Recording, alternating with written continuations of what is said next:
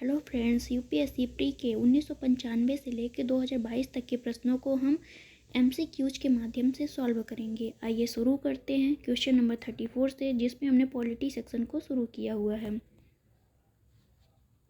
Article 14 के बारे में बात कर रहा है, जिसमें विधि के समझ समता की बात की जाती है। तो इसका मैच हमारा 2 से हो जाएगा। राज्य भारत के राज्य क्षेत्र में किसी व्यक्ति को विधि के समक्ष समता से या विधियों के समान संरक्षण से वंचित नहीं किया जाएगा।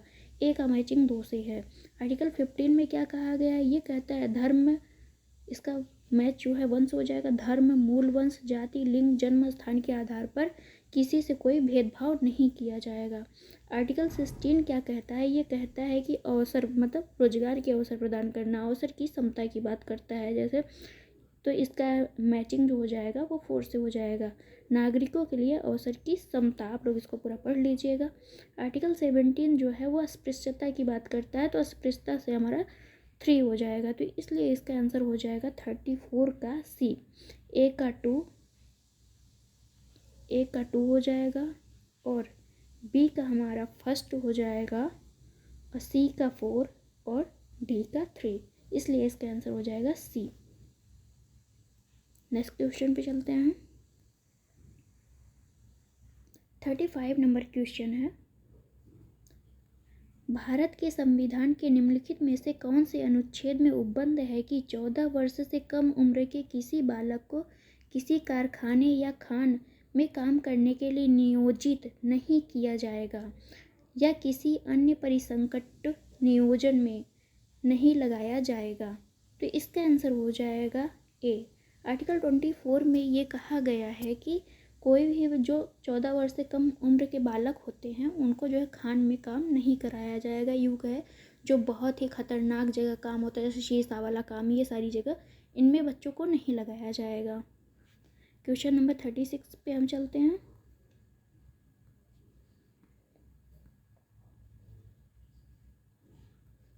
निम्नलिखित कथनों पर विचार कीजिए। भारत के संविधान के भाग 9 में पंचायतों से संबंधित उपबंध है और उसे संविधान के 73वें संविधान संशोधन 1992 द्वारा अंतः स्थापित किया गया है।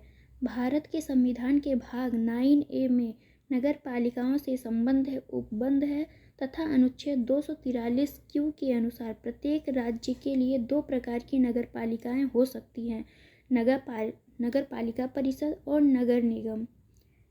तो इसका आंसर हो जाएगा हमारा 35 का ए आंसर हो, मतलब 36 का आंसर ए हो जाएगा। केवल एक कथन सही है। भारत के संविधान में 73वें संविधान संशोधन से जो पंचायती राज को जोड़ा गया था और 74वें संविधान संशोधन 1992 या 93 दोनों आता है, वैसे 93 में इसको लागू किया गया था। तो 9 का को नगर पालिका से संबंधित जोड़ा गया था। इसमें 3 प्रकार के नगर पालिका की बात की गई है, जिसमें है नगर पंचायत, ग्रामीण क्षेत्र से संक्रमण हेतु जो होते हैं, और दूसरा होता है छोटे शहर के लिए नगर परिषद, और तीसरा होता है बड़े शहर के लिए नगर निगम। इसलिए इसका आंसर सिर्फ एक सही है। क्वेश्चन नंबर 37 देखते हैं।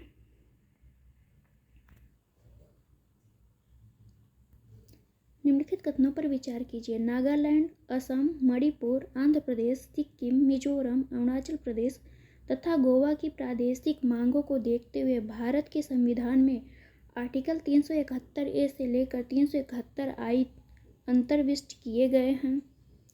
भारत तथा संयुक्त राज्य अमेरिका के संविधानों में राजतंत्र, संघ और राज्य है, किंतु नागरिकता एकहरी है। कोई व्यक्ति जो देशीकरण द्वारा भारत का नागरिक है कभी भी अपनी नागरिकता से वंचित नहीं किया जाएगा। इसका आंसर हो जाएगा आपका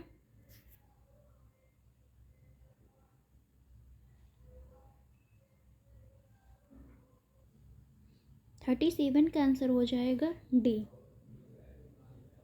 केवल एक सही है, क्योंकि भारत की नागरिकता एकल है, चाहे वो राज्य में हो चाहे संघ में हो, लेकिन संयुक्त राज्य अमेरिका की नागरिकता राज्य की अलग है और संघ की अलग है। वहाँ डबल नागरिकता है, मतलब दोहरी नागरिकता है।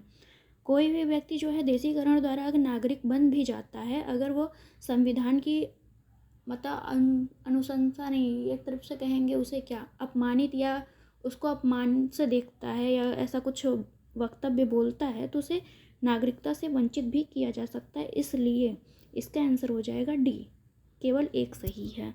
क्वेश्चन नंबर 38 पे चलते हैं।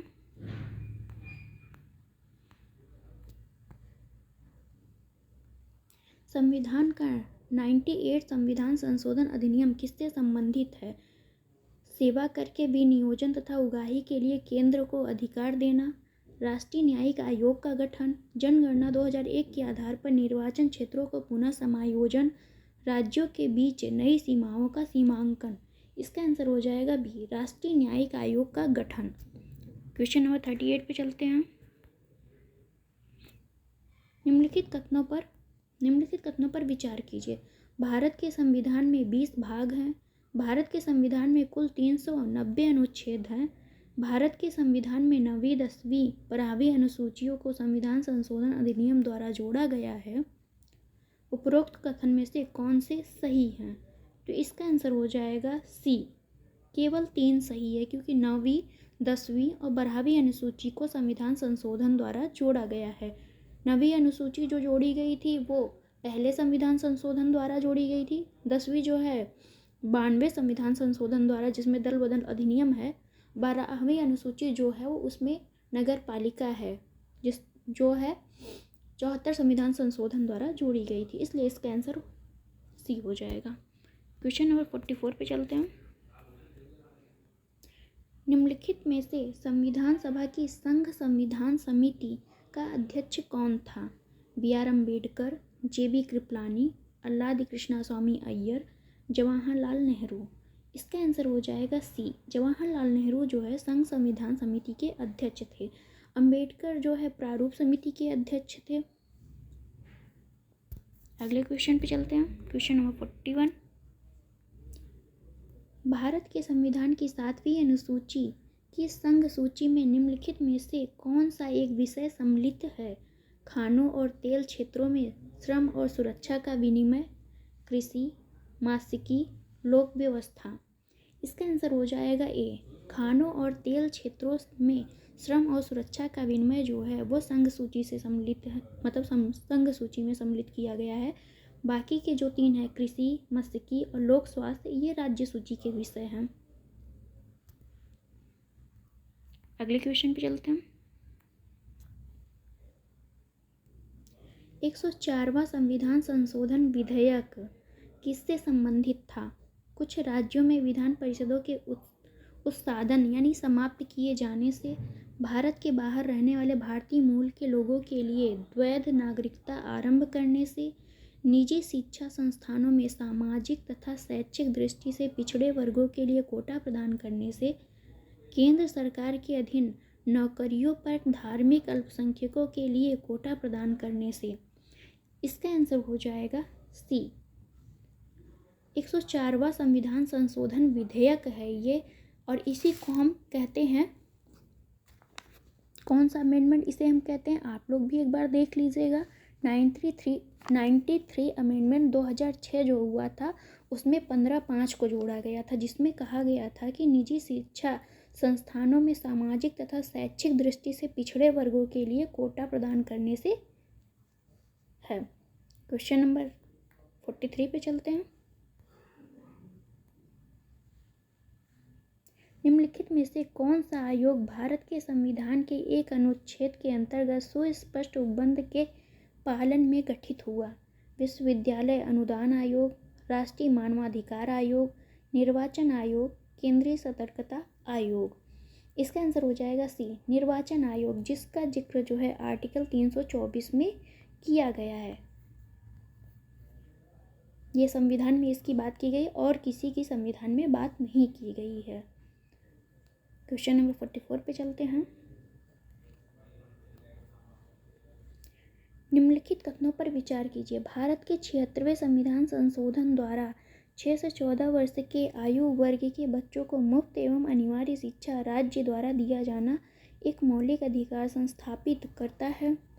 सर्व शिक्षा अभियान ग्रामीण क्षेत्रों में भी कंप्यूटर शिक्षा प्रदान करना चाहता है।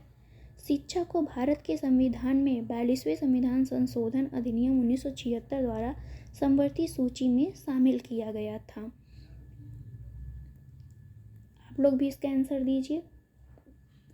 इसका आंसर हो जाएगा केवल 2 और 3, यानी सी सही है। 2 और 3 इसका आंसर सही है। सर्व शिक्षा अभियान ग्रामीण क्षेत्रों में भी कंप्यूटर शिक्षा प्रदान करने की बात करता है और शिक्षा को 42वें संविधान संशोधन 1976 द्वारा समवर्ती सूची में शामिल किया गया था। क्वेश्चन नंबर 45 पे चलते हैं फ्रेंड्स। निम्नलिखित संविधान संशोधन अधिनियमों में से किस एक में यह प्रावधान है कि केंद्र और किसी राज्य में मंत्रिपरिषद का आकार क्रमशः लोकसभा के सदस्यों की कुल संख्या व उस राज्य की विधानसभा के सदस्यों की कुल संख्या के 15% से अधिक नहीं होगी। तो 91 संविधान संशोधन अधिनियम, 93, 95 और 97। तो इसका आंसर हो जाएगा ए। 91 संविधान संशोधन अधिनियम 2003 द्वारा कहा गया था कि लोकसभा के सदस्यों की कुल संख्या व उस राज्य की विधानसभा के कुल सदस्यों की संख्या के 15% से अधिक नहीं होगी मंत्रिपरिषद जो भी बनाई जाएगी। ठीक, उसमें पीएम और सीएम भी शामिल होते हैं। Thank you for watching friends, मिलते हैं नेक्स्ट वीडियो में।